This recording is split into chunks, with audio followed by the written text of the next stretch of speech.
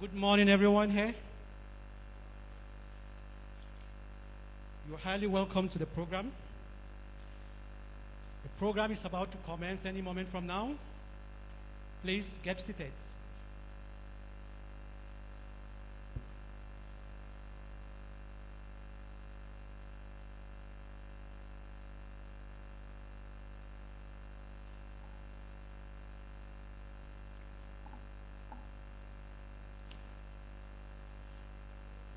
All our guest speakers are around.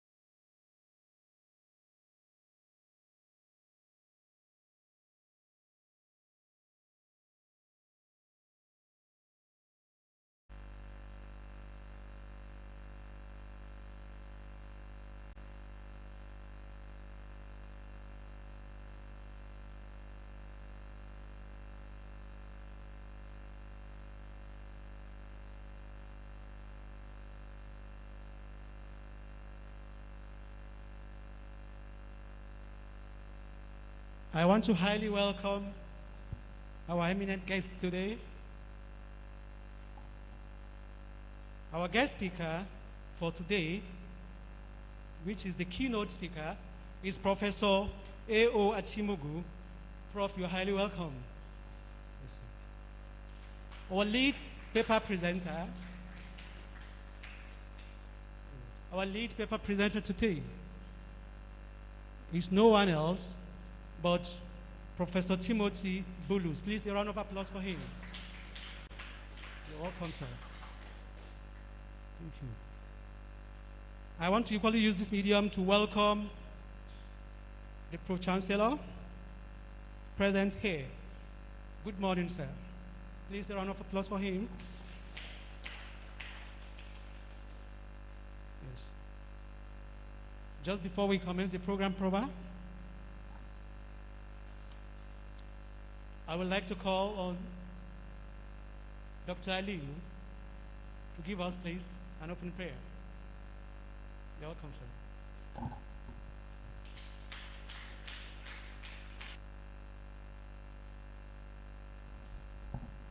Shall we rise for the opening prayer?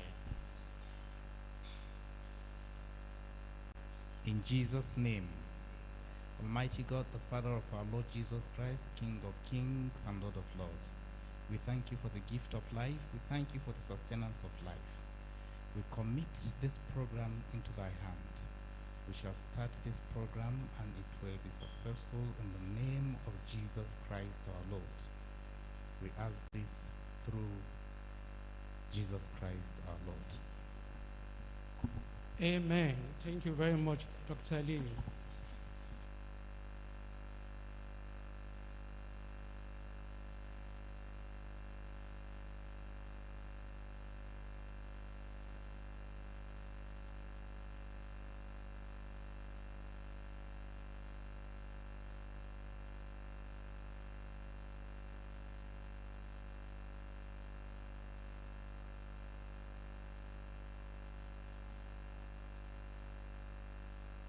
I would like to welcome Dr. Ahmed, Faculty of Engineering. You're welcomed. Please give us an opening prayer. أعوذ بالله من الشيطان الرجيم بسم الله الرحمن الرحيم آمين الرحمن الرحيم مالك يوم الدين إياك نعبد وإياك نستعين اهدنا الصراط المستقيم صراط الذين أنعمت عليهم غير المغضوب عليهم ولا الضالين آمين. Thank you very much, Dr. Ahmed. The next program on our agenda is the national anthem recitation. Please kindly stand on your feet. Let's observe the national anthem recitation.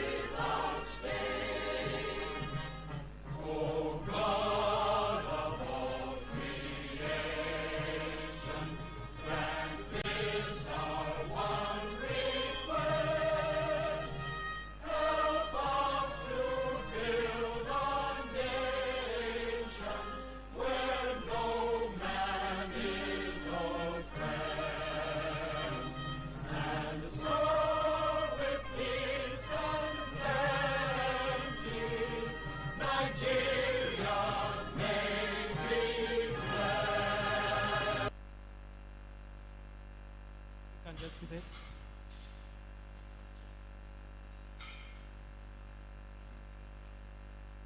Let me continue with the introduction of the invited guests.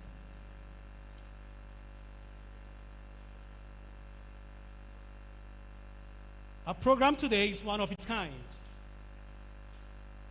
It's our first international conference of the Faculty of Science and Technology, and our theme for today is Technology and Nigerian Society, intertwining and analyzing the trends for future growth. So the keynote speaker today is no other person than Professor Philip O. Achimugu, the Dean, Faculty of Computing, Nigerian Army Institute of Technology, AFIT, Kaduna. Please, a round of applause for him.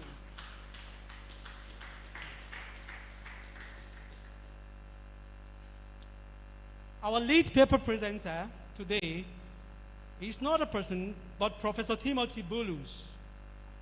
He is the Director of Laboratory Sciences, Kaduna State University. Please, a round of applause for him, too.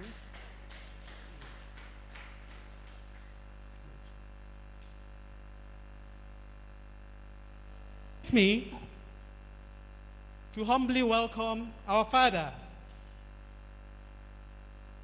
our daddy of the school, Chief Engineer Simon Wakacha. Please, a round of applause for him. Daddy, you're welcome, sir. The next person I want to earnestly welcome is our registrar, in person of Malam Bashir Muhammad. He's the registrar at Greenfield University. Please, a round of applause for him. Good. Next is Dr. Aliyu Na John. Doctor, you're welcome, sir. Please, a round of applause for him. He's a senior lecturer, Business Admin Department of Greenfield University.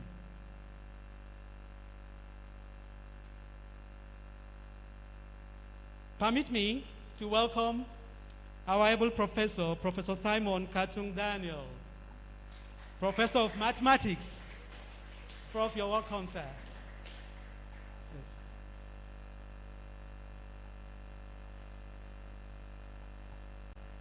Then, the Vice Chancellor, Greenfield University, though in absentia, a round of applause for him too. And also, I also want to earnestly welcome Dr. Valentine Wakacha, the Dean, Faculty of Science. You're welcome, sir. Round of applause for him. Good. You're all welcome. Thank you for being here with us. We are most grateful and we appreciate it.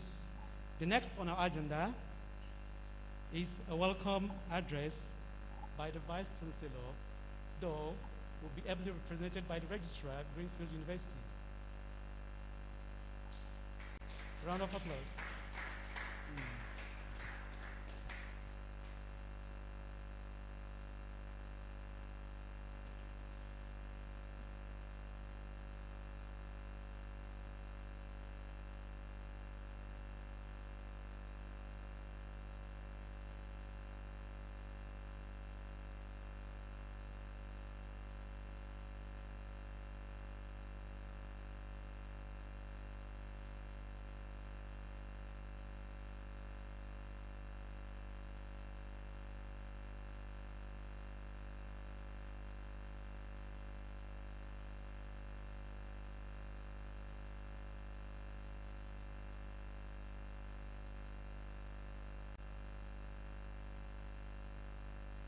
Sorry, permit me to call on Professor Samuel Katun to ably represent the Vice Chancellor, Greenfield University.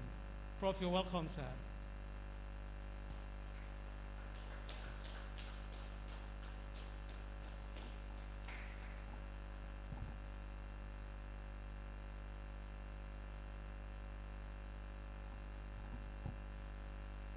The proprietor of Greenfield University, Chief Engineer Nwakacha, the guest speaker, our lead paper presenter, ladies and gentlemen, good morning.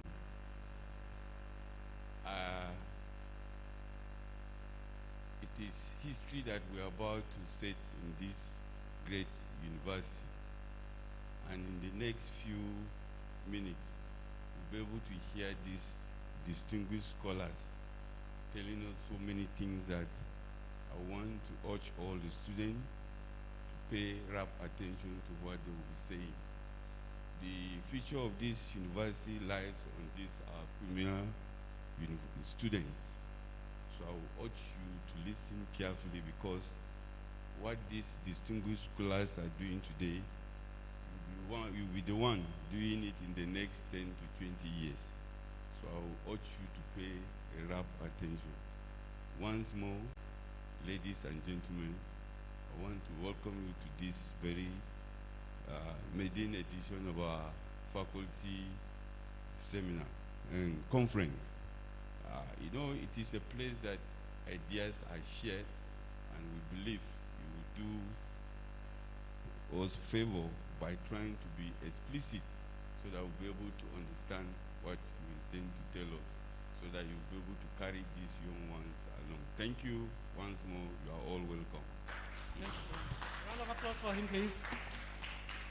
Thank you very much, Prof. Thank you. Agenda, please. It's a welcome address and goodwill message by the Pro-Chancellor of Greenfield University. You're welcome, sir.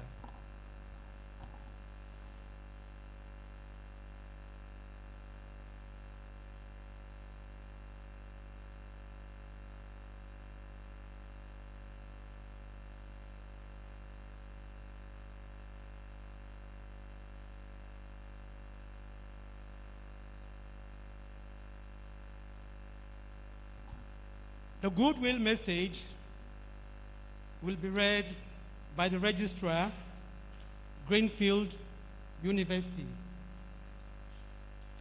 Registrar, you're welcome, sir.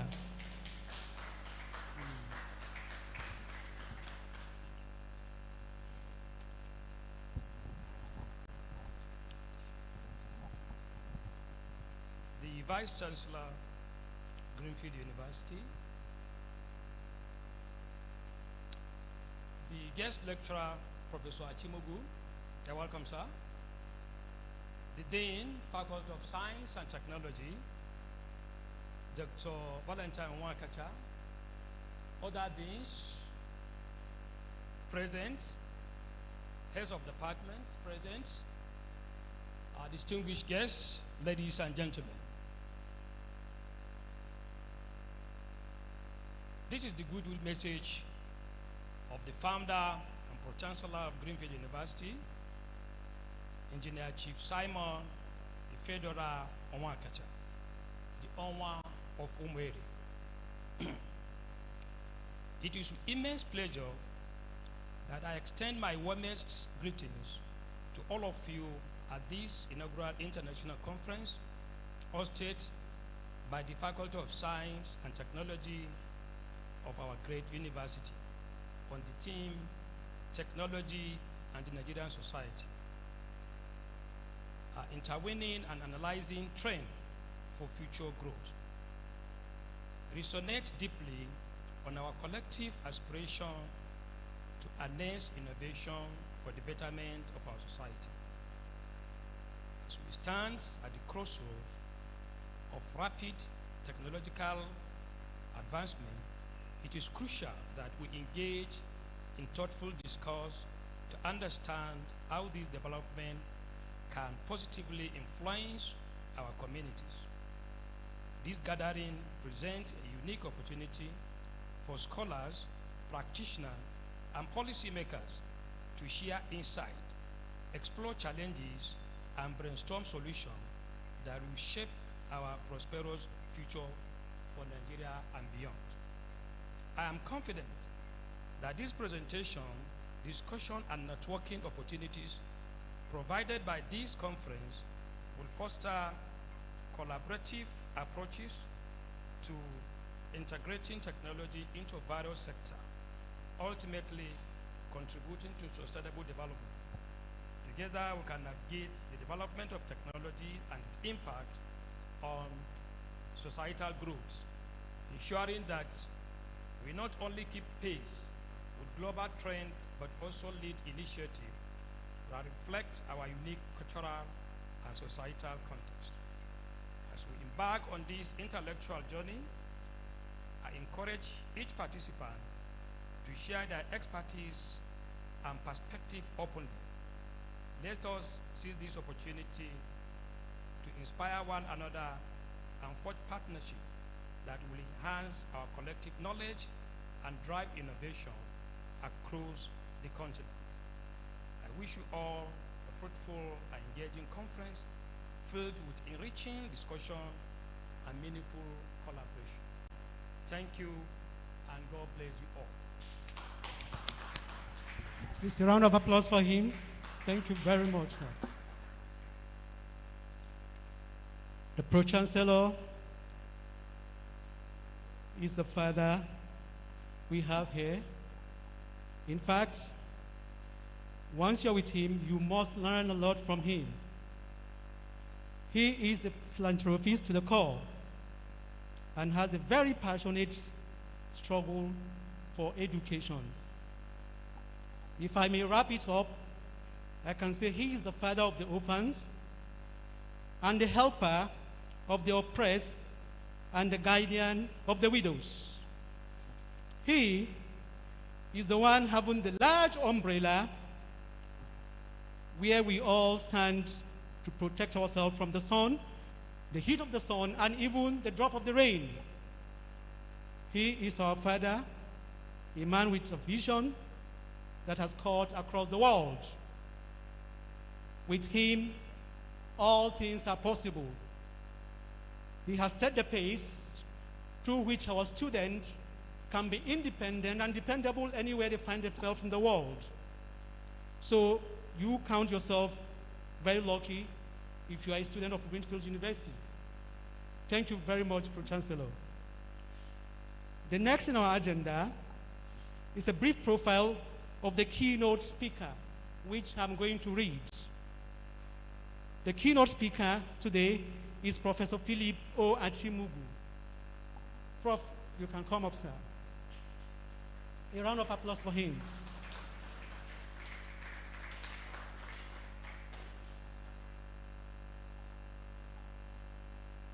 Brief profile of Professor Philip O. Achimugu, FIPMD, MNCS, MITSSP, MCPN, and CITP.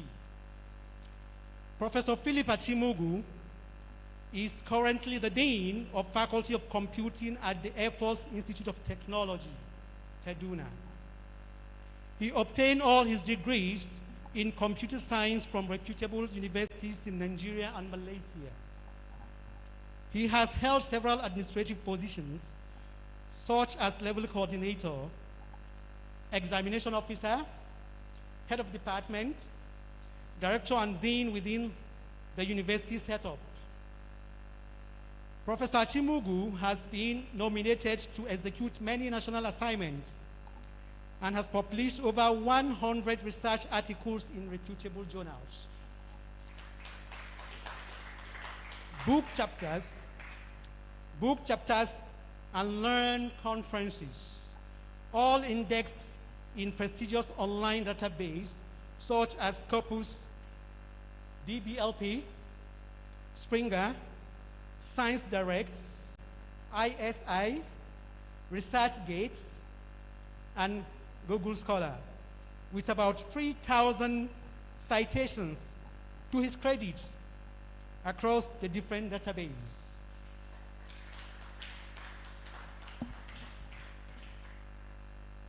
According to the Google Scholar database, he is the 5th most cited scholar of computer science research in Nigeria.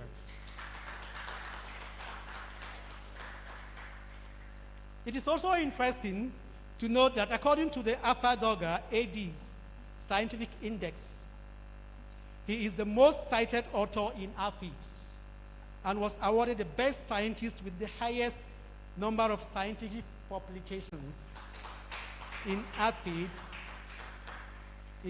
since May 2022 to date. Professor Achimugu has won several awards, grants, and review articles for many journals and conference platforms. He has presented note speeches on both local and international conferences. He has examined and supervised many undergraduate and postgraduate students. He has served as external examiner for universities within and outside Nigeria. He has also served as external assessor for candidates aspiring to be professor of software engineering in reputable universities. Professor Achimugu has accumulated almost 20 years of research and teaching experiences in various aspects of computing disciplines. He is a fellow with the Institute of Policy Development Management, FIDPM, and Chartered Institute of Technology Professionals. He is a member of Nigerian Computer Society, NSC, and also the Information Technology Security Systems Professionals of Nigeria, ITSSP. Professor Achimugu is happily married to Professor Oluwatolani Achimugu, and they are happily blessed with 3 children. Please, a round of applause for him, indeed. Prof, you're highly welcome. Prof has got into the echelon of his career and is still moving. We wish you God guidance, even as you move ahead the more. Thank you very much, sir. A round of applause for him. Next on our agenda is equally a brief profile of our lead paper presenter. And our lead paper presenter today is no other person but Professor Timothy Bulus. Prof, you're welcome, sir.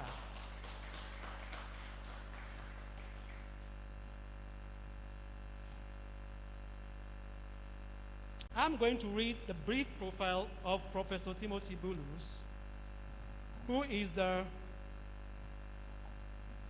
Director of Laboratory Sciences, Kaduna State University. Professor Timothy Bulus is a professor of biochemistry and a member of the Management Committee of Kaduna State University. His research interest is in the field of parasites, biochemistry, and biotechnology. Professor Timothy joined the service of Kaduna State University in 2005 as a pioneer staff member of chemistry and biochemistry program, Faculty of Science, and rose to the rank of a professor in 2020. He holds a bachelor degree in biochemistry from the University of Nigeria, Nsukka. In addition, he obtained his master's degree and a PhD in biochemistry, both from Ahmadu Bello University Zaria in 2004 and 2012, respectively. Under the tutelage of Professor S.E. Ataodi and late Professor Andrew Jonathan Nock, these are eminent professors, renowned professors of biochemistry. During his PhD studies, he also had the privilege of working in research group of Professor Serge Kelm of the Center for Glycobiology, Department of Biology and Chemistry, University Benin in Germany.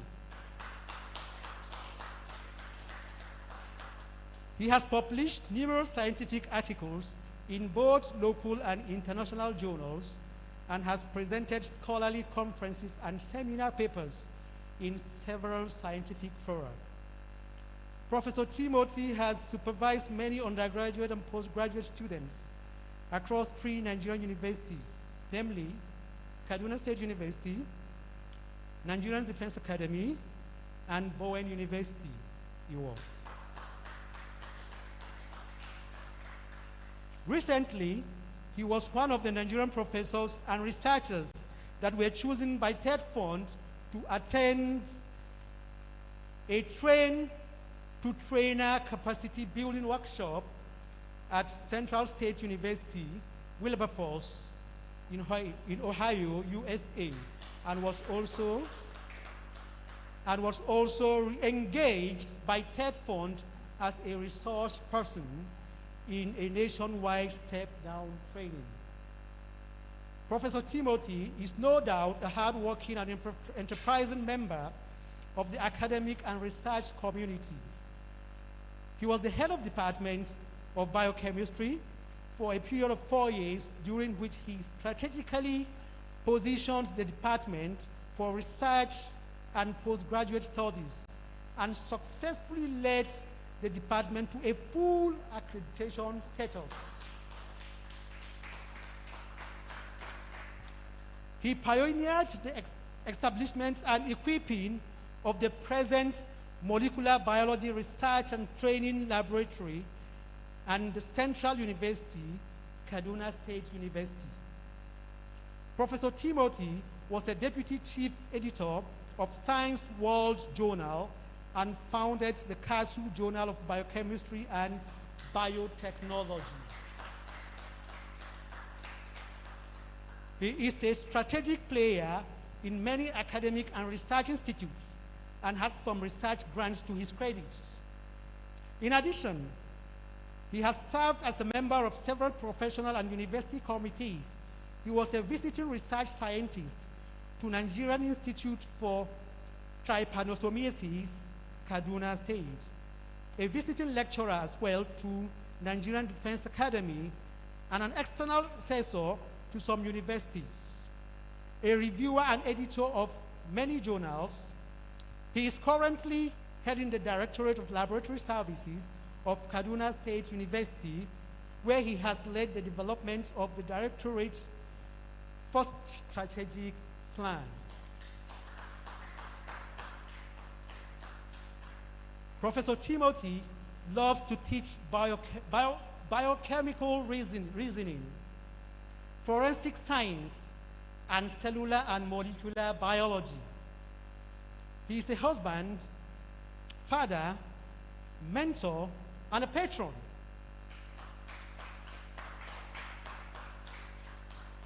He sits as a member of the board of Settled House and is the chairman board of Good News Academy. Thank you very much, Professor Timothy. Please, a round of applause for him. Thank you, sir.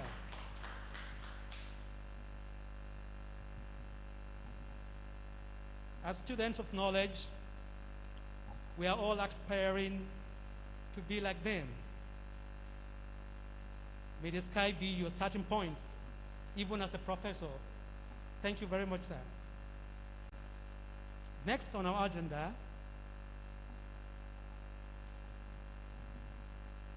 is the lead paper presenter. Sorry, the announcement and vote of thanks by Professor P.O. Achimugu.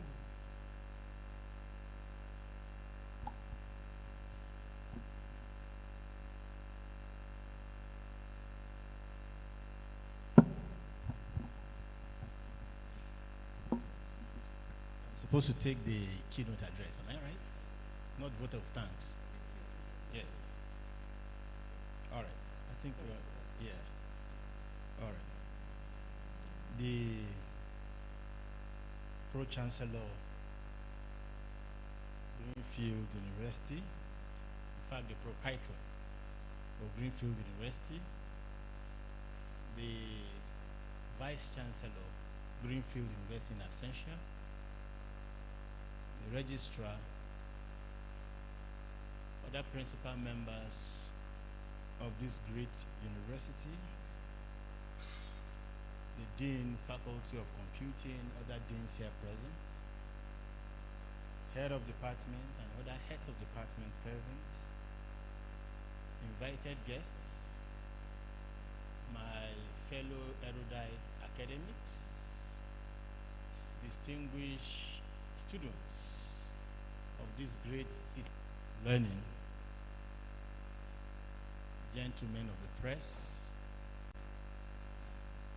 and gentlemen, good morning. I find it a great privilege and honor to be in Greenfield University today. And as I came into Greenfield University, I was impressed with the aura that is on the campus.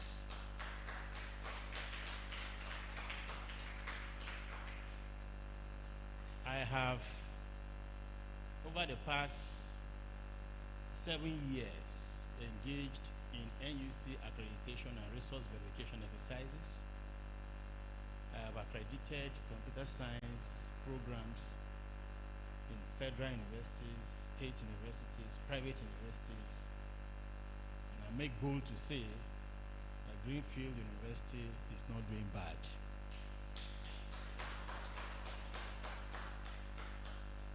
And each time I find myself in any forum, I usually canvass that private universities will soon overtake what we're experiencing in public universities.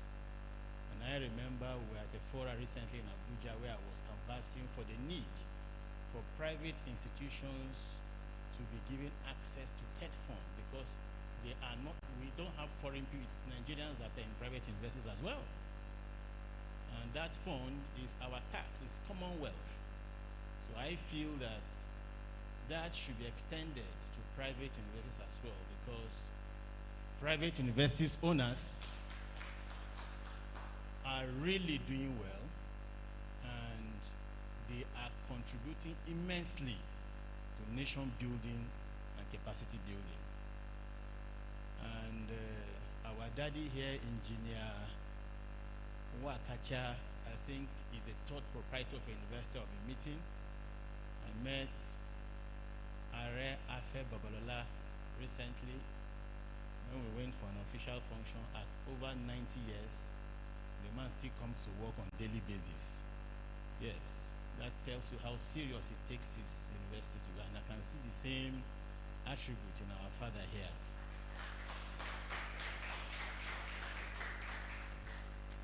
I also worked closely for close to 15 years with the proprietor of Lead City University, Professor Jido Weye. And I remember he hired me in 2016 when he was about to lose accreditation for computer science department to come help salvage the department. So I went there and got full accreditation for them after the exercise from BSc to PhD level. And after that, I was also successful with resource verification programs for 4 new programs in that university: software engineering, cybersecurity, information systems, and information technology. You know, and in 2020, April precisely, the university was locked down for COVID-19 pandemic. Again, the proprietor beckoned on me to come and develop a software that could enable students undergo their programs online without interruption, even in spite of the pandemic.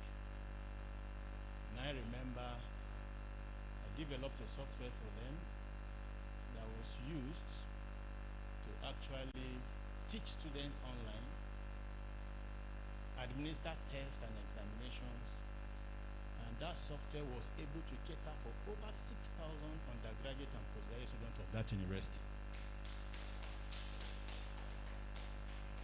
And thereafter, the proprietor, Professor Jide Oweye, was so happy with me to the extent that he solved so many problems for me. And I also developed a module that could allow students pay fee from any geographical location. And I remember this university was able to realize over 400 million naira at that time. You know, that was used to run the university in spite of COVID-19 pandemic. And that is what technology is all about. I remember, similar to this kind of event, when I was in Lee City University, I also organized the first ever departmental international conference. That was 2017. I did another one again 2019. And when I zoomed AFIT, I was actually headhunted in AFIT to come and faculty of for them. And I found myself in AFIT in year 2020. And immediately I was appointed head of department and thereafter dean. The same procedure, we organized accreditation, we were involved in accreditation exercises, and all the 22 programs were fully accredited at the Air Force Institute of Technology by the NUC. Again, I was the local organizing chairman, local organizing committee chairman, just like Dr. Valentine is today, of the first ever international conference that ever happened in AFIT. That was 2021. And I've won so many awards, like you read in my citations. And I remember the commandant gave me so many recommendation letters or commendation letters, an award as the best, AFIT best scientist. And let me use this opportunity to also inform you that my inaugural lecture is coming up on the 14th of November 2024. That's next week, Thursday. Again, history is about to be made as I will become the first inaugural lecturer in AFIT. And I'd like to extend my invitation to all of you here. I'll be happy to see Daddy in attendance and other deans and other professors here next week 14th of November, and at that, the title of my inaugural lecture is Poverty Amidst Riches. Can software and information technology renew our hope? That is the title of my inaugural lecture. Poverty amidst riches.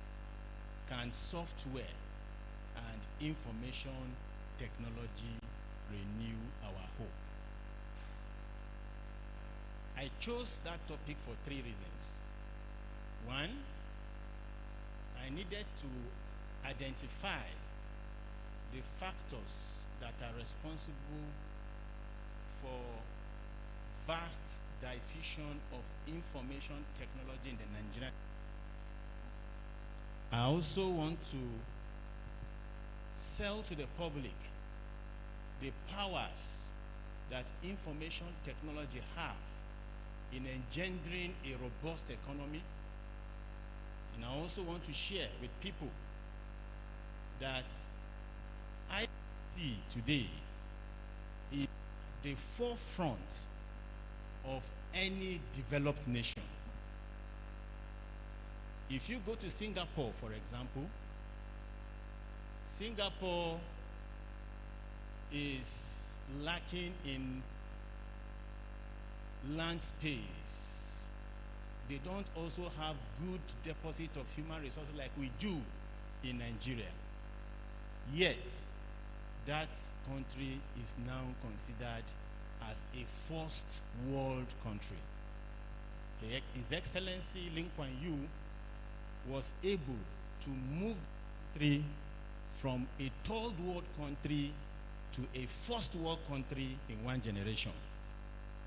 And one of the instruments and infrastructure that he used to move Singapore from a third world country to a first world country is the application of technology in ensuring that objectives and aim of his agenda were achieved. Distinguished audience, I'd like you to know that no nation can survive without the full diffusion of information technology. I remember in 2009, I was part of the team a research grant in the region of 350,000 euros.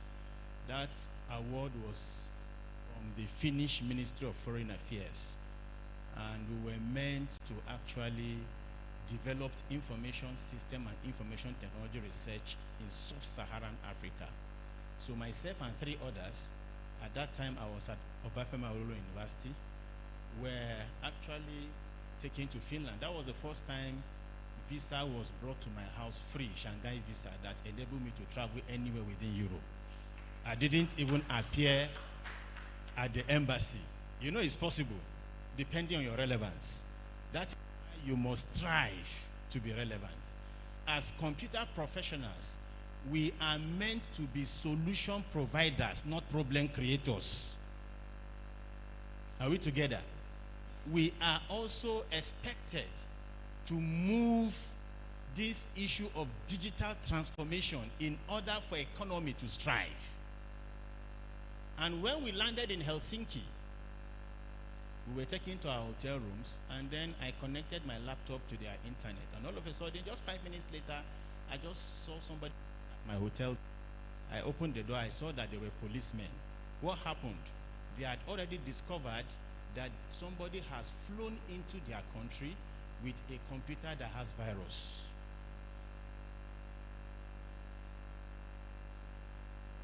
You get the point? They had already discovered. So I was traced right into the hotel from the control room. What does that tell you? That is the power of technology. Immediately you land into their country, your details are captured and is archived to the database so you can't hide. In such countries, leadership is not the function of embellishment. No. Leadership is the function of creating impact in the life of the people.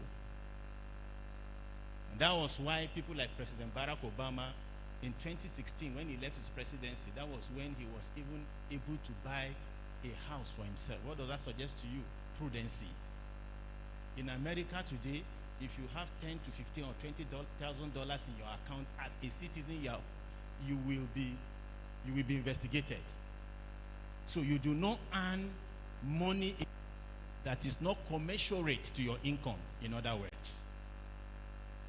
So when the man came to my hotel, good morning, I said, good morning. He said, yes, we just discovered that you just came into our country. I said, yes. He said, we have traced that your computer has virus. I was shocked. Very simple. He had already come with an original Kaspersky antivirus. He just installed on my system, cleaned the virus, and then they left in peace. That is how a system works, through the power of technology. Now, when I looked at the team suggested to me that there is need for this university to be in the forefront of technological development. There is need for this university to establish herself as a force to reckon with when it comes to technological development. I will be happy, for instance, if I see staff of the university winning research grants that is creating impact in the nation building. I will be happy, for instance, if we have students from this university coming up with research work and projects that is solving real life problems in the society. Not just writing a project and dropping on the shelf, no. And that is the problem with the educational sector we have in this part of the world. In Malaysia, for example, all approval for anything that is done in the country is actually by an expert in that field. And those experts are usually professors. Even if you want to build, you must receive approval from who? From a competent expert in that field, and they are usually professors. I remember Condoleezza Rice, the former U.S. Secretary of State. Immediately she finished her term as the U.S. Secretary of State, she went back to the classroom and continued teaching. Why? Because she was involved with creating impact, developing solutions to solve real life problems. And that was why when I was contacted to come and give a keynote speech, I was actually fascinated. I saw the team and I said, yes, this team is timely for two major things. Number one, Internet of smart devices, artificial intelligence, robotics. These are things now that are taking over human endeavors in the world. I don't know whether you are aware that in the UK now, we have a car that drives itself without a driver.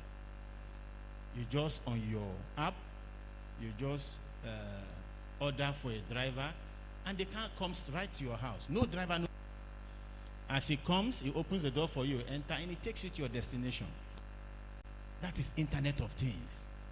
Are you aware that now we have robots, we have UAVs, man area vehicles, who have capacity to plant seeds on farmland? Are you aware that we have UAVs that have capacity to plant over 400,000 seeds of farmland within seconds? Are you aware of what we call smart agriculture? When you look at the Renew Hope agenda, which is similar, related to my inaugural lecture title, the president came up with 8 points on his agenda, which he termed as Renew Hope agenda. And the first item on the Renew Hope agenda is food security. And why do you think so?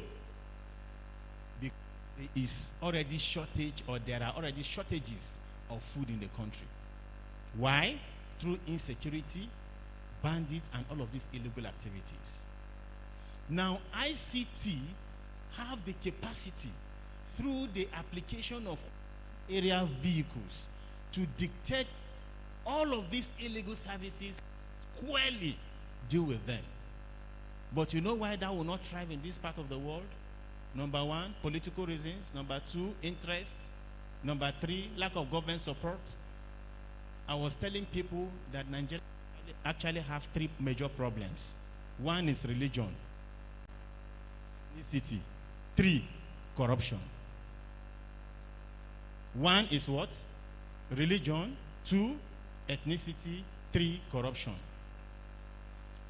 When Lee Kuan Yew died, I was in Malaysia at that time, and I watched his funeral from the beginning to the end because he's one of my mentors.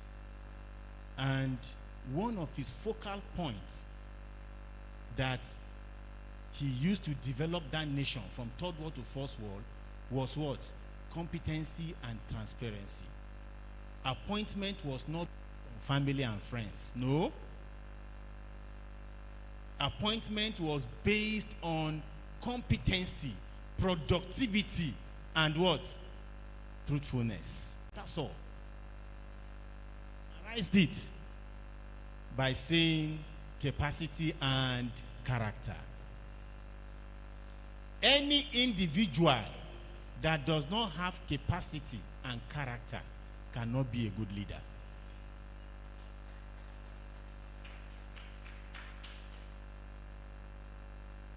Capacity is the principal. Character is the sustainer. If I'm looking for a driver, the first in a driver is his capacity to drive. That is capacity. Qualifications. That is your capacity. Now, no matter how good that driver is, if he is not honest, he will lose value for his expertise. What? For his expertise. And that is why it's important, as we nurture our students, it is important for us to imbibe in them capacity and character. I used to computer science in AFIT. I said, if you graduate as a BSc degree holder in computer science and you don't know how to program or develop codes, you don't know how to design system or model system, you don't know how to simulate, you are simply a typist. And that is the truth of the matter. And that is a problem where we find ourselves in Nigeria. You see somebody reading professional course, very nice. That was why people like Tony and Imelu ran into problem with Nigerian graduates. You see, all of them they come with beautiful certificates, first class, second class, upper, but engage them in basic or fundamental requirements with the course they have read, they cannot. And I have discovered today that in Nigeria, generally, Nigerian students are more interested in passing than knowing.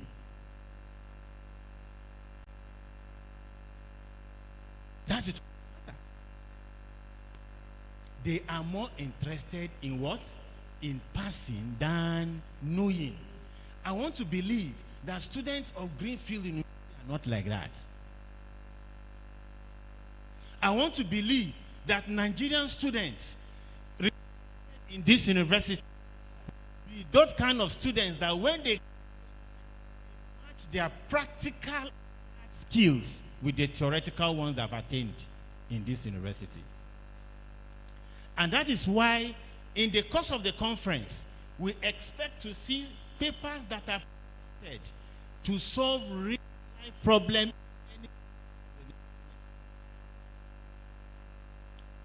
I've presented papers in US, I've presented papers in Dubai, Hong Kong, Singapore, Malaysia, Netherlands, and all of these things. And each time we have conferences, we share ideas, we interact. That is the essence of a conference. We determine what the problem is in various sectors of people's, and then try to propose solution to the problems identified.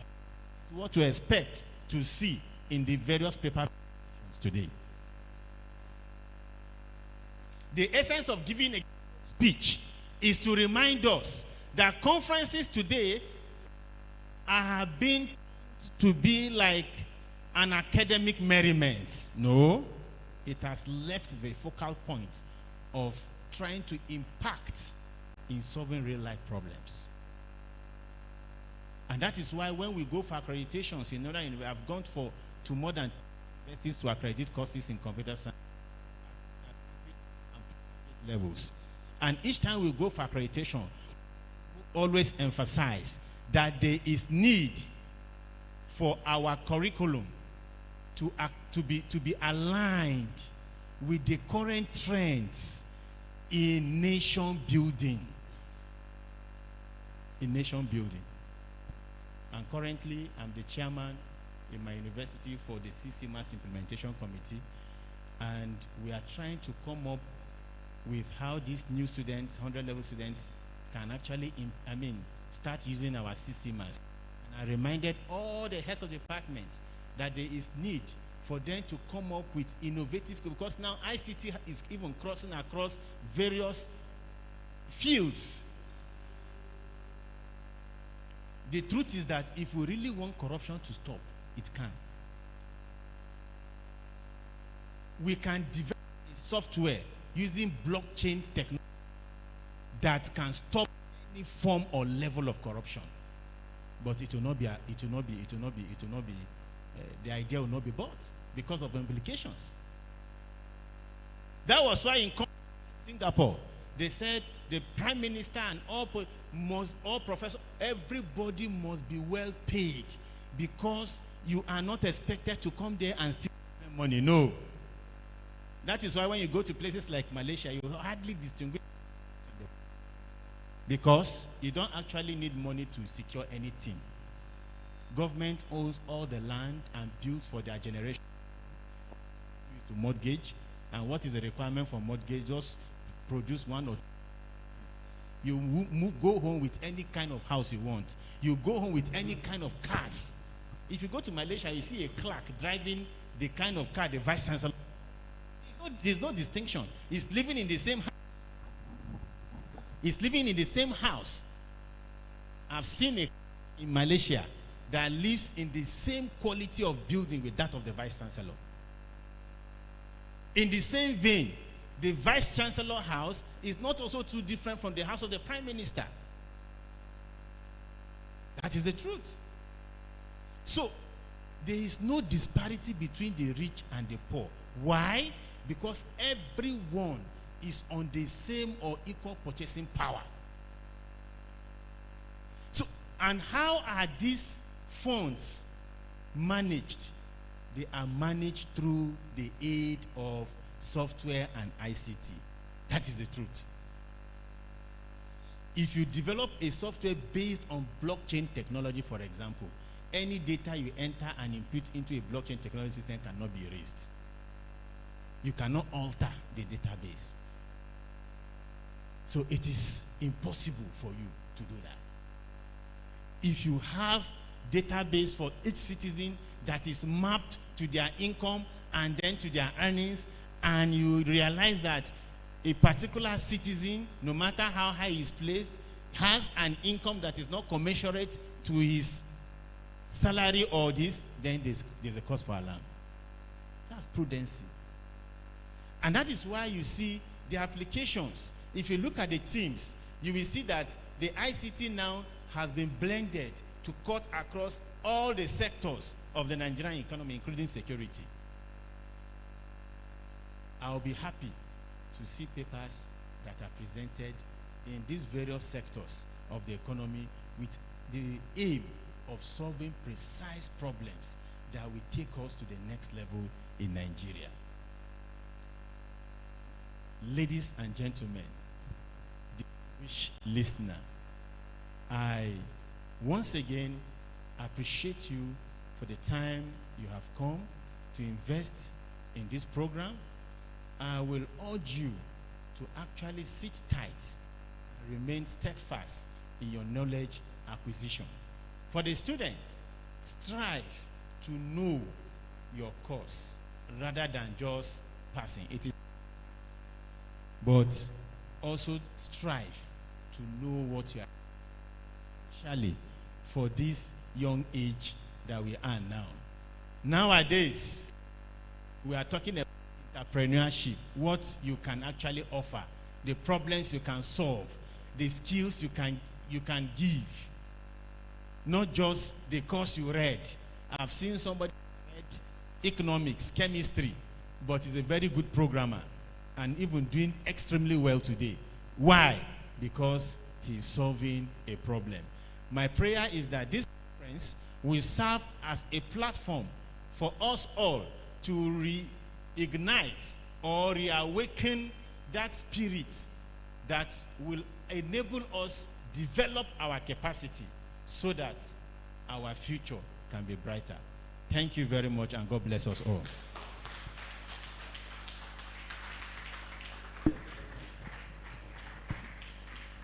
Thank you very much, Prof.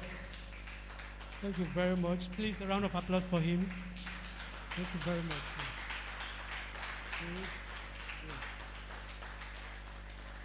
Prof has actually done justice to the theme of today's program. Thank you very much, Prof. We've actually learned a lot from what you've said. You've actually done justice to the theme of this program. The next on our agenda, I'm going to call on the lead paper presenter in the person of Professor Timothy Bulus to come and give us his own presentation. You're welcome, sir.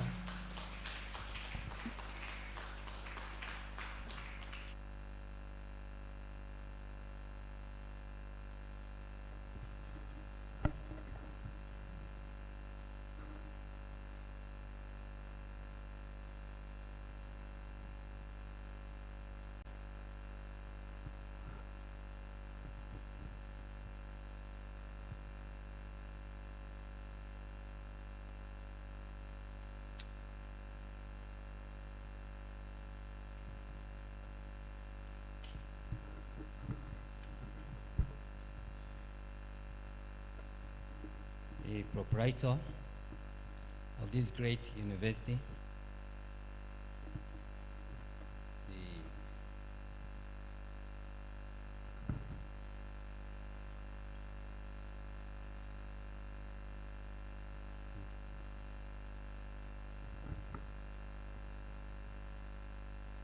the keynote speaker, Professor Achumugu, was just done justice to our team for this conference.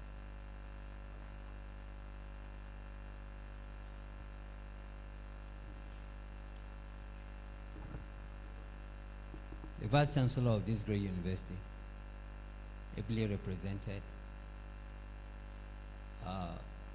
professors, deans, head of departments,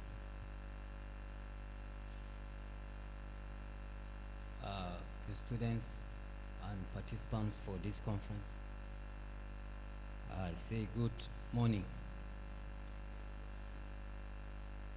I really feel highly honored to be here this morning to identify with this first international conference of the Faculty of Science.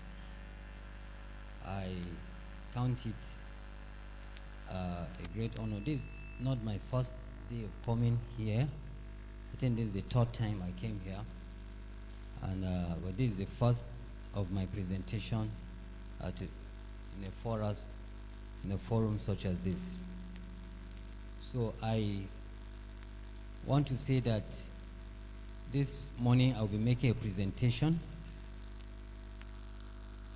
I sincerely feel that the choice of the team is very good, very apt. Technology and the Nigerian society, intertwining and analyzing trends for future growth. The only interesting aspect of it is that I was thinking we dwell more on physical science, engineering, computer science. But I feel the organizers of this conference were strategic in their thinking in inviting me to speak more on aspect of research and the involvement of technology in biotechnology. You know, one of the challenges we have with biotechnology is that many people see it as a biology course, but it's a technology course. Where in Nigeria, if you look at the curriculum, hardly do you see mathematics emphasized. But in actual sense, when you are thinking of production, when you are thinking of coming up with product ideas to address problems, then you must see biotechnology as a technology. And I will be making presentation with that in mind.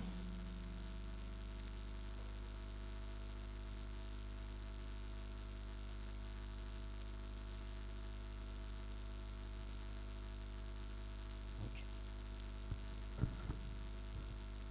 So I'll be making presentation this morning on setting the stage for sustainable research culture.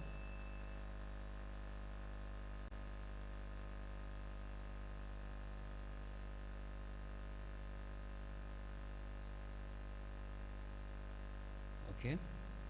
Setting the stage for sustainable research culture and technological innovation for national development.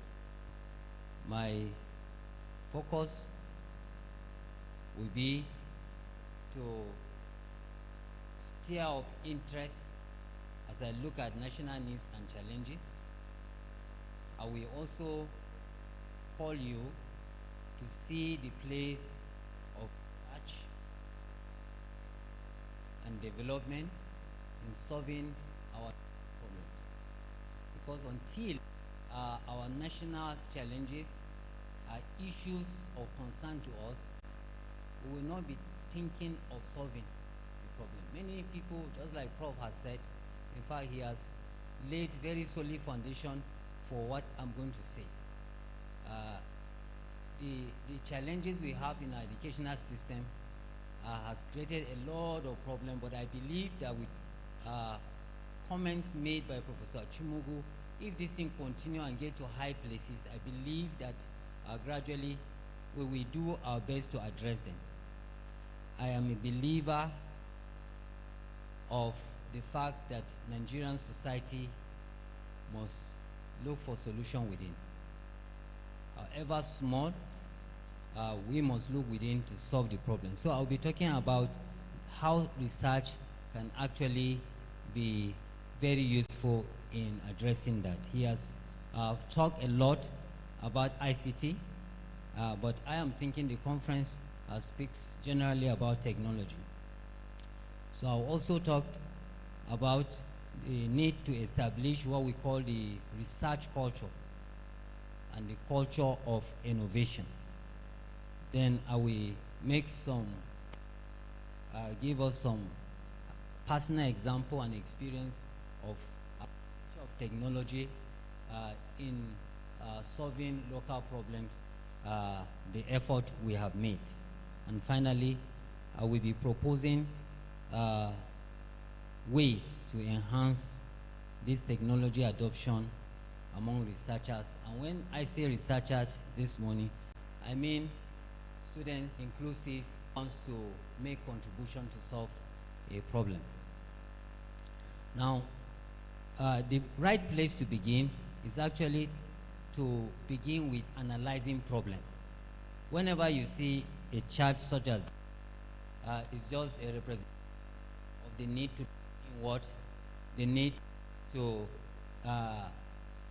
be honest in analyzing our present situation. So I will talk more about this chart, but I just want us to see that the right place to begin is always to begin with the problem, because until we know our problems, we may not even adopt any technology. I think part of the problem that we have in this country is that we don't even want to adopt the technology. And maybe for the reason Prof has already highlighted. If you adopt it, it means that you'll be checkmating yourself. So most of our leaders don't want to adopt the technology. Once you suggest and they see the implication, they will say they will think about it.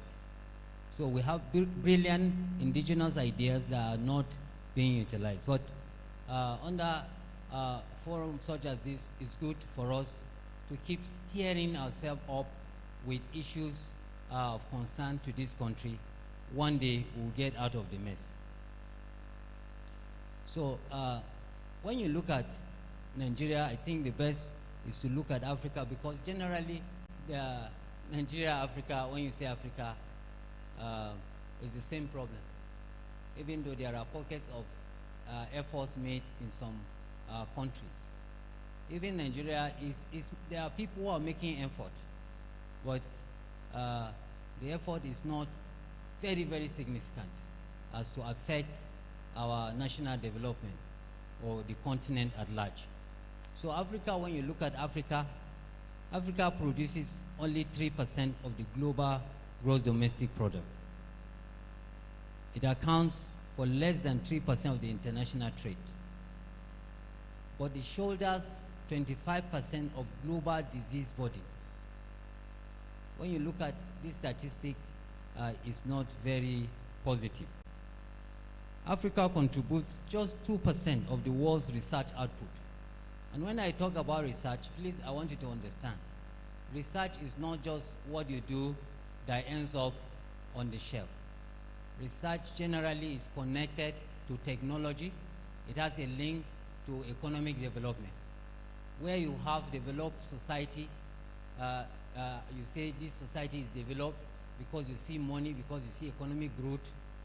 But for us in the sciences, we know that technology and innovative research are the drivers of this development. Where these things are lacking, you don't expect to see any development. If you look at this chart, you will see that, particularly the one on the left-hand side, when you look at what we call the highest gross domestic product, you will see Nigeria at the top in terms of output. Are you with me?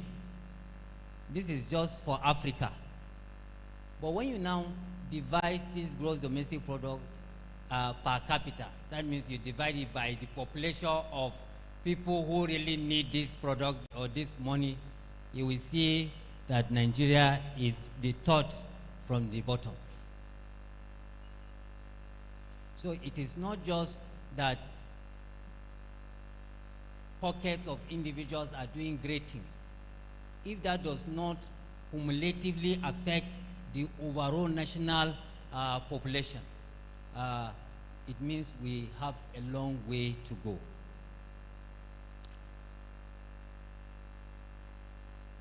So if you look at Africa's economy, especially when you compare the sub-Saharan Africa and North Africa, you see that North Africa is even doing far better than sub-Saharan Africa, where Nigeria falls. You will see something like informal employment, 70%.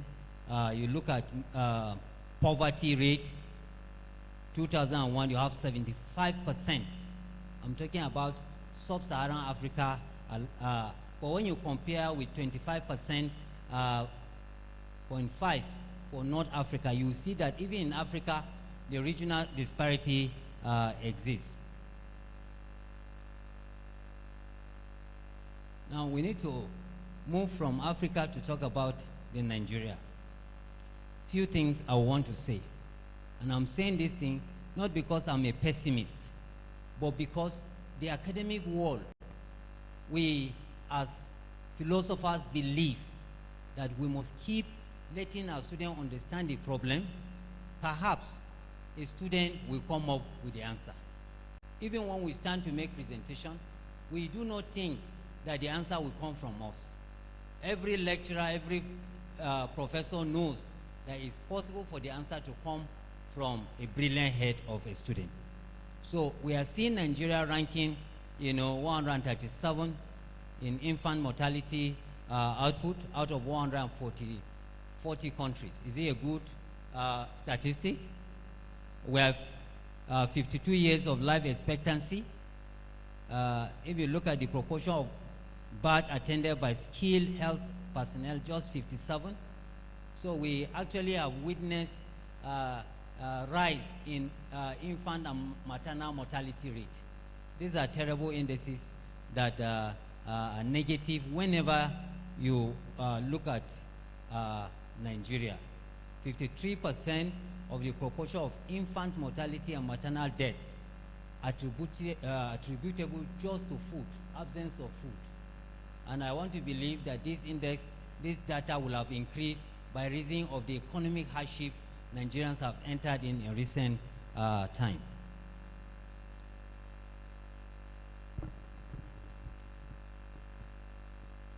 Sorry, I want to see how I work with time, because I don't know whether I will be done with these slides. I have 92 slides. I can stop at any point. The time given to me is sufficient to steer up the interest I want to raise. Now, there are a lot of challenges. When you look at just the energy sector, all right? I'm now speaking not just as a biochemist, not as a biotechnology, because you have to understand the general national problem. You will see that our energy consumption per sector, you will see that most of our energy is mobilized for household energy usage. But when you look at industry, you will see that we are not doing well in deploying energy for industrial production. And that also tells you how far we are from the use of technology. Because industrial activity are largely technology driven. When you look at the Nigerian's total primary energy consumption, you will see that the traditional solid biomass and waste are largely taking 80%, the sector on blue, 80%. And if we are going to really make any meaningful progress, it means that there must be a change. This 80% must move into things like natural gas or hydro. For now, we have 13% consumption of even our oil. This is also not very good.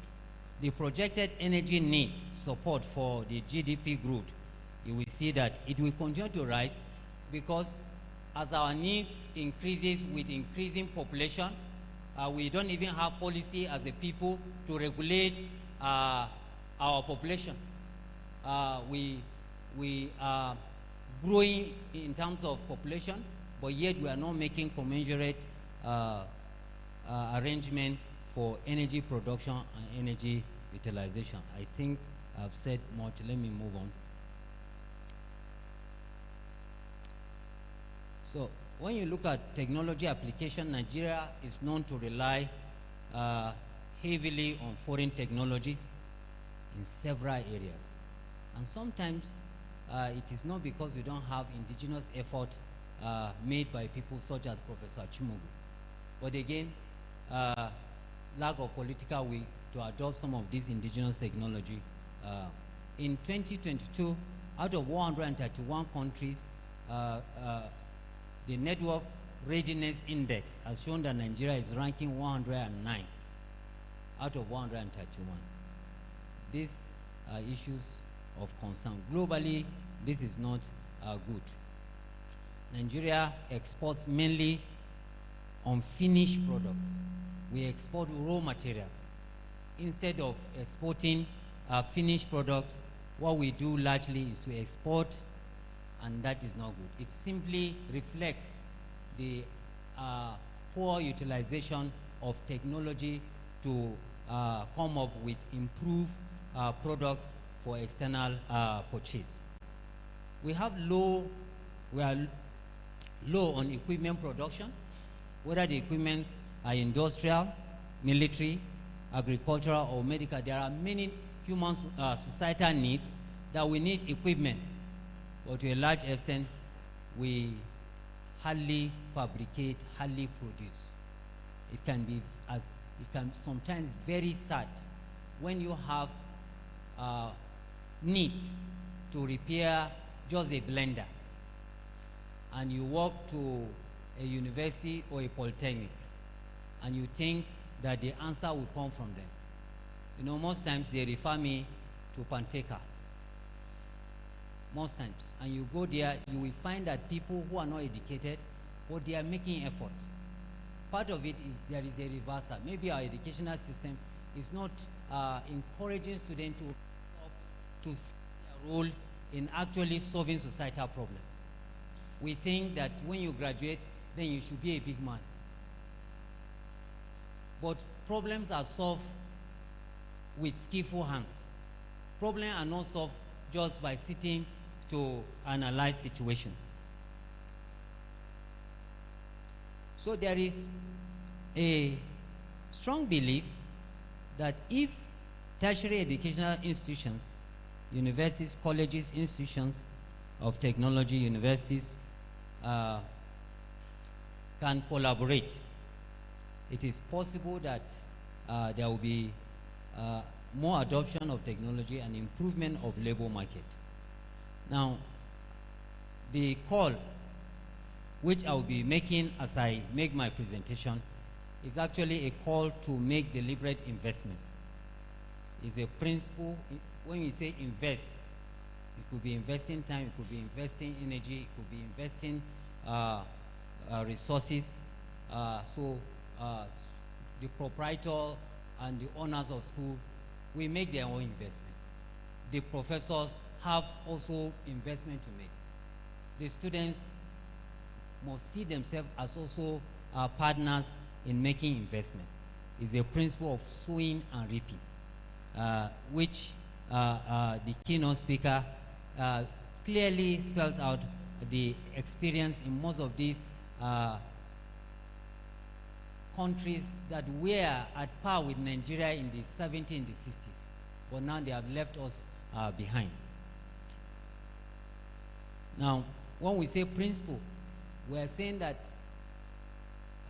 God is not very partial. In all generations, that's timelessness of principle. Wherever is a universal thing. When people make investment, they will see results. So principles are also self-evident. I just want our students in particular to note these things. Why must we invest in research and development? First, we are talking about technology and Nigerian society.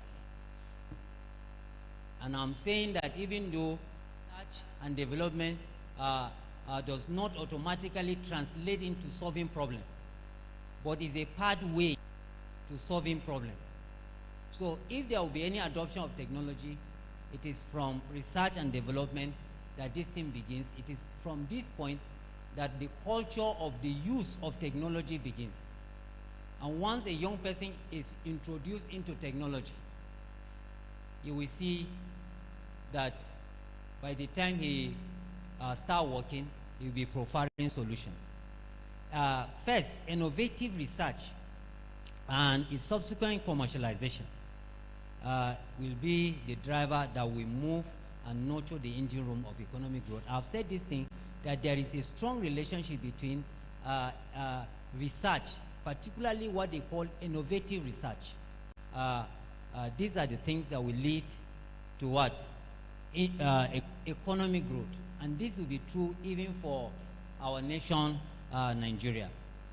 The R&D, research and development generated by higher education, has contributed to the rise and expansion of the world knowledge economy. So, United States of America and other countries of the world, Europe, you will see even in the war going on now in Gaza, you will see a lot of deployment of knowledge. So it means that we actually don't have any option. We don't have any option. The nature and the demands of the modern economy is another impetus, is the fundamental stimulus for the university-industry relationship. The modern society cannot hold if there is no direct application of research products. It is very difficult to travel if you are illiterate. If you are illiterate and you are traveling, particularly to Europe, you will find life very, very challenging. You will see the information given to you. Sometimes you will need to connect to flights. And if you don't know what to do, you can be stranded. So that's the modern society. But as long as we stay within the country, in our local environment, in the dark, we will think that the world is not moving. But the truth is that the world is moving at a rate we really don't know. So the investment in research and development, human capital, is very imperative for economic success. Now, TED Form believes that research and development units will also be the catalyst for nurturing the emergence of centers of excellence. This is the visionary idea. TED Fund now is made to be sponsoring researches across the country, because they believe if they not sponsor researches, however small, gradually this small research will dovetail into something big, and they will ultimately lead to solutions to societal problems. So you see that there is a relationship between research and development investment, technological innovation, and what? And economic growth. There is what they call the research and development intensity of developed countries. The research and development intensity is just a matrix of measuring the national investment with respect to research.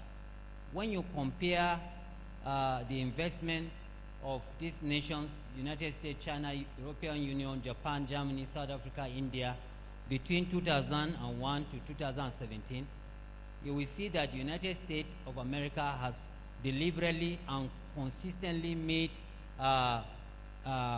investment in research activity.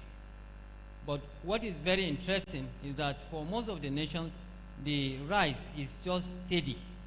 But when you compare the data with that of China in black, you see that somewhere around 2007, China began to make a more heavy investment in research. And look at the results in terms of the research intensity index. This is also the diameter of these cycles also reflects the degree of investment that nations, different countries. Where is Nigeria in it? Can you see Nigeria? Look for Nigeria. This is South Africa. It's small. Eh? Did you see Nigeria there? It means that the investment is fairly small, especially when you look at researchers per the population. That is the index here.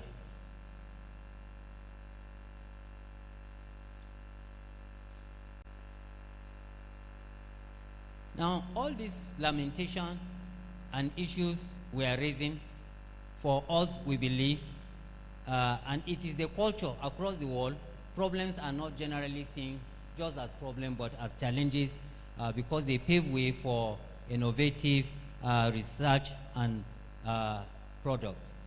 So when we talk about problems, in reality, these problems are actually opportunity for innovation. For instance, when we say more than half of the population, global population growth between now and 2015 is expected to occur in Africa. That means we expect that life will be going on. It means that in the future, actually Africans will be determining what goes on in different countries of the world. They are already doing it now. They are already doing it. Africa is the world's second largest and second most populous country. The population is not just negative, there is also the positive angle to it. And we must cease from seeing problems as problems and begin to see the opportunities inherent in them. The African continent represents 20% of the Earth's surface. If you talk of mineral deposit now, it's a common knowledge that even the global powers, they are interested in what is already hidden in our soil. There are a lot of interest there. And the truth is, if we don't rise to harness what we have, they will eliminate us to use what is available, because the earth is available to all the people living on it. It is the growing in population that came up with the idea of you stay in this place, you stay in that. In the beginning, it was not like that when few people were on earth. So when people are in need of resources, and you have the resources, you are not using it, and that's this pathetic state of this country. We have a lot of resources, we are not using the resources, then it means that the resources will be exploited directly or indirectly by those who know.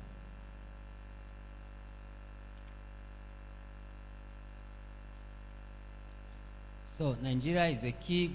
When you now move from Africa to Nigeria, you see that Nigeria is a key regional player in West Africa and accounts for half of West African population. It harbors one of the largest population of youth in the world. With abundance of natural resources in our country, Nigeria is Africa's biggest oil exporter. It is positive. We also have the largest natural gas reserve in the continent. Are these not positive? They are. All right? Let me make progress. Now, let me highlight some few things according to the outline I gave. When we talk about research generally is not something you do to graduate. It's actually something you do with the aim of finding answers to questions that are in your heart. Usually, it involves a continuous cycle of probing. Questions are raised, philosophers, scientists, they raise questions, they ask questions, and raise hypotheses, and experiments are designed, researches are planned with the goal of providing answers to these hypotheses or questions raised. And this usually involves collaboration. Now, of course, technology is a key component of any meaningful 21st century research activity.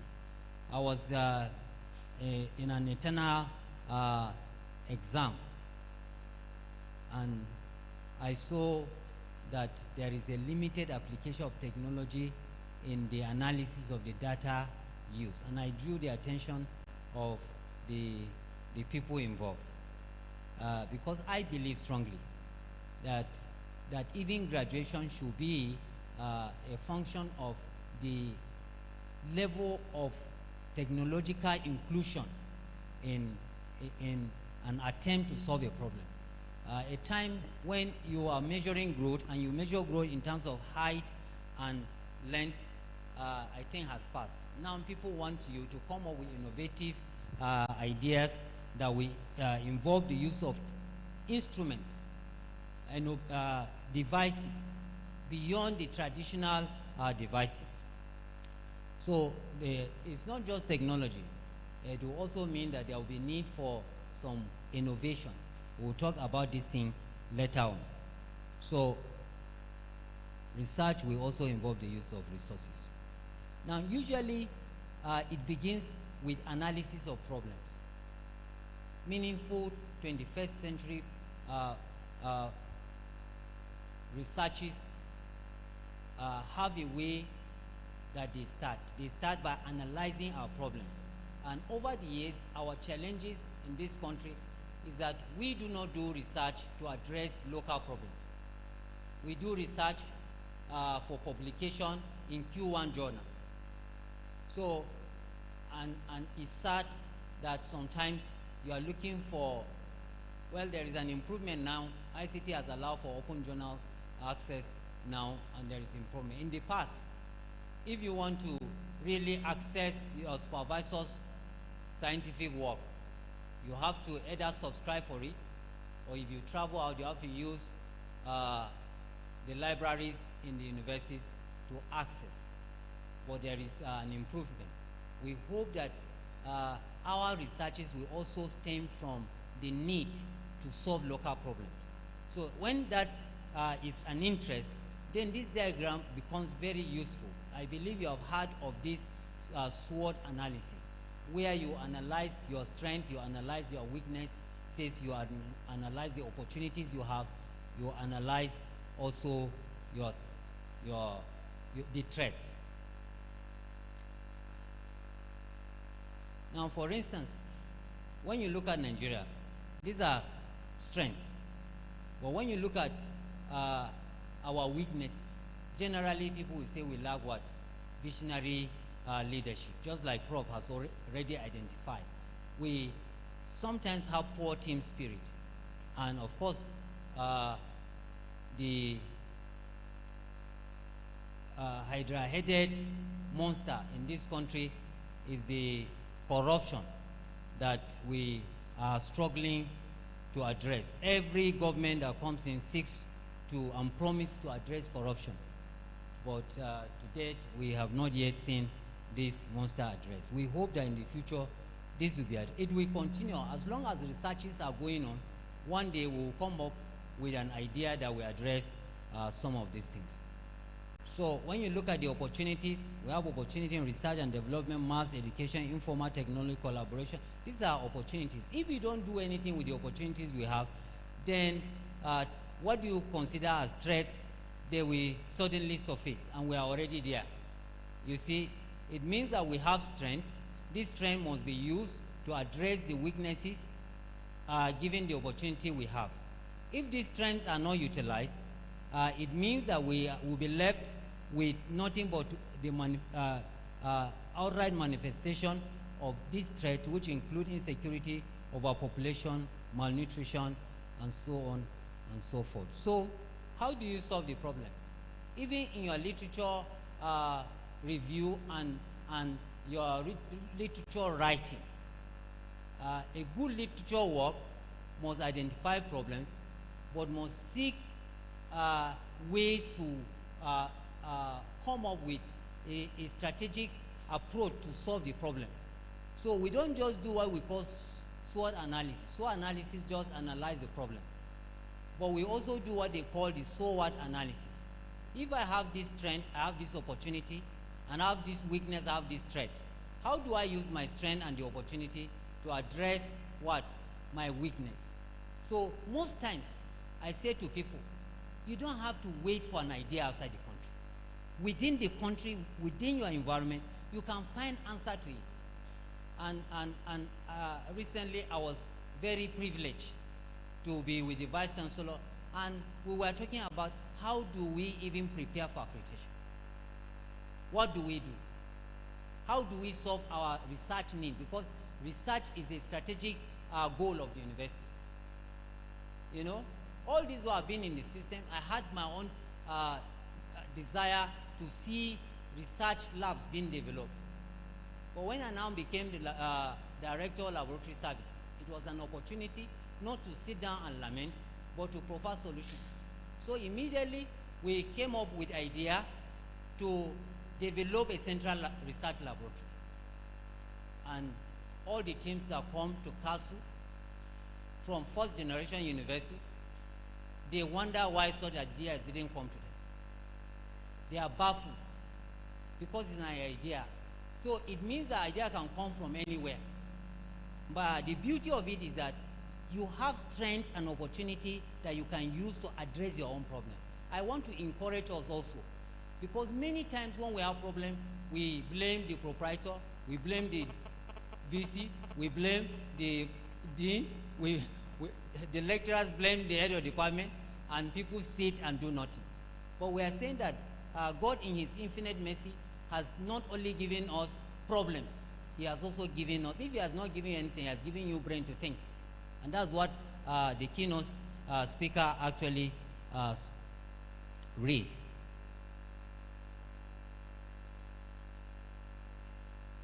So there will be need for statistical analysis, which has become very sophisticated now with this involvement of ICT.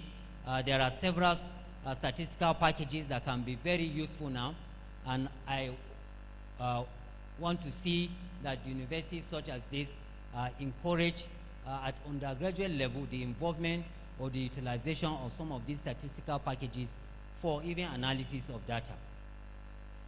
Now, of course, let me say that Prof, even though Prof has said it, you know, where we are today, I just suddenly realized that no matter your field, if you are deficient in ICT skills, you are really deficient in 21st century.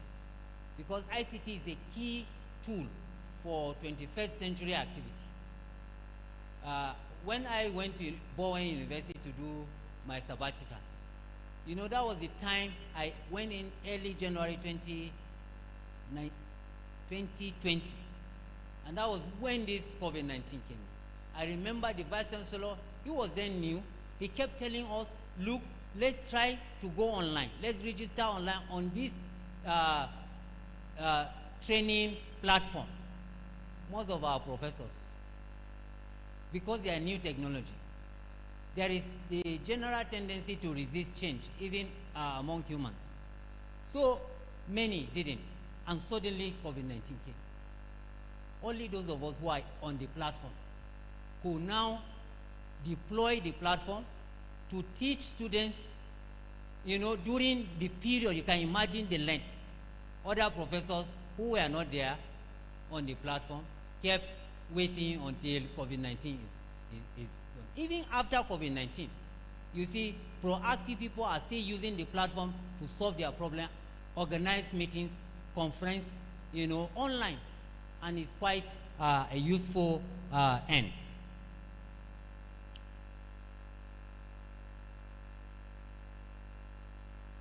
There is a need for a culture of innovation.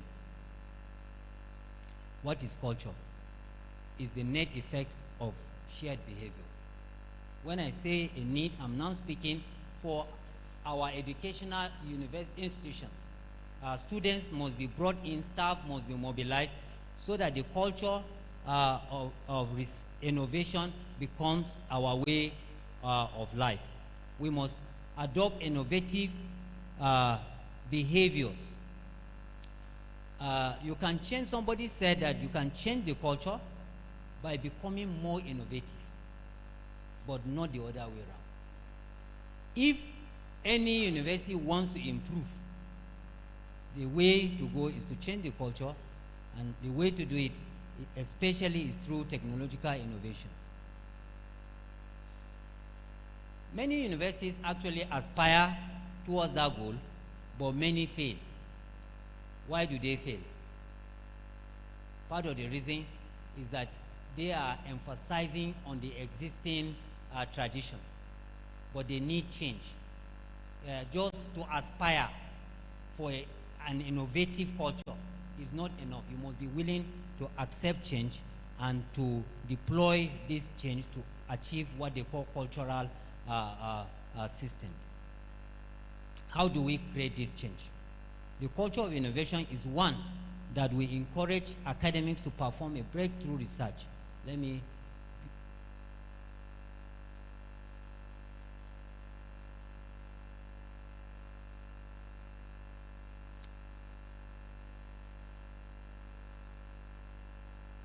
How do we change the culture?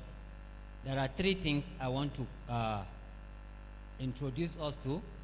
One is to adopt the principle of innovative thinking, to encourage students along this line. Two is what they call cultivating the seeds of ideation, and three is collaborative strategy. Wherever there is meaningful change, these three are key principles in setting a research culture and especially a technological. What is this principle of innovative thinking? Innovation has these 6 major components. One is that it has a vision. Innovation also leads to production, it's creative. Innovation is idea bound. There must be an idea that is not common, something new. It might be small. The use of this platform now for projection is also an idea. So knowledge is a key driver for what? For innovation. And of course, it leads to solution. And then it must come under inspiration. Now, the principle of innovative thinking can be built. That is, if you want to build it, either as a unit or as individual, you must be thinking of analyzing the existing culture, criticizing it, probing into it, challenging the status quo. You must be willing to also be get comfortable with discomfort. The principle of innovative thinking will also mean that we start by asking the why question. If we are going to be innovative, if we are going to come up with solutions, there must be a drive to ask that question, why? Why is this thing like this? Instead of blaming people, you know, the innovative thinker asks, why is this thing like that? Once we know why, we can then block whatever is the cause of it. Secondly, we see problems not as problems but as challenges. Then we convert these challenges to what? To opportunities. And even when we try and fail, because sometimes in research and development, people only want to hear the positive side. So for younger researchers, when they fail, they just feel that that's the end of the game. No. For everyone that you see who has succeeded and has a positive testimonial, he or she will honestly tell you how many times he or she tried and failed. So even when you fail, you fail with pride, you rise and be open to new ideas. Then you have to be willing to take some risks. There is what they call seed of ideation. That these innovative ideas, they come when the environment for ideas are created.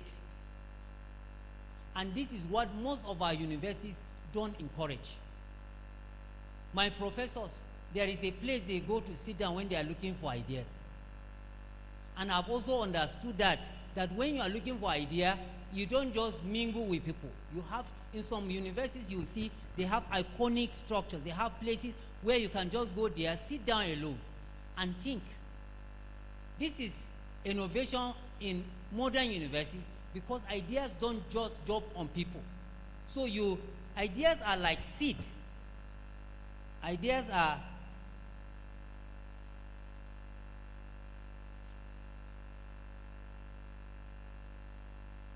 they are like seeds. You need to cultivate them. You need to create conducive atmosphere. You need to water them. You need to weed them. Once those weeds around you are removed, then the ideas will come. And when you have ideas, people just want to do something with it. And when you say something, they believe.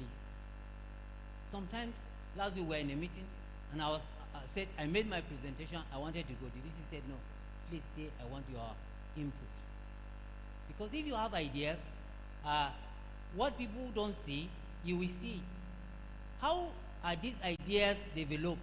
They come through a deliberate activity of what? Cultivating the seed of ideation. Every university that wants ideas must encourage environments where people sit down quietly to think, to reflect, to seek for ideas. Those who are religious, they must find places where they can sit down and pray.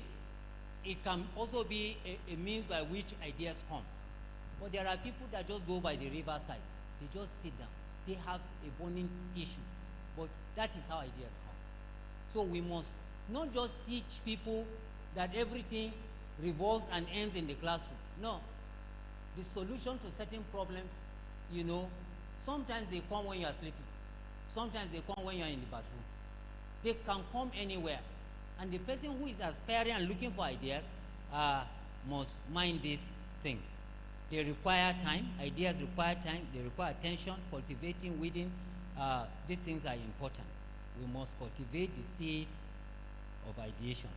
The goal, therefore, is to remove barriers, walk through resistance, establish the mindset of receptive to change, to nurture a steady flow of creativity. There is what they call synergy, which is the last aspect of these three principles, collaborative strategy.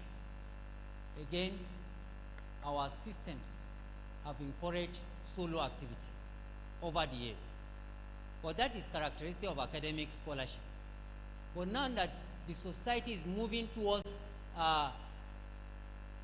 solution-based research activity, it simply means that one person's idea is not enough. A team is required. People must collaborate, work together, and come up with synergistic ideas. So it's possible for somebody in biology to collaborate with somebody in physics or computer science and come up with solution to a problem. Actually, the solutions to 21st century problems cannot be solved by just an individual. Usually, it's going to be a product of collaborative activity that comes through shared knowledge, synergy, and nurture a steady flow of creativity.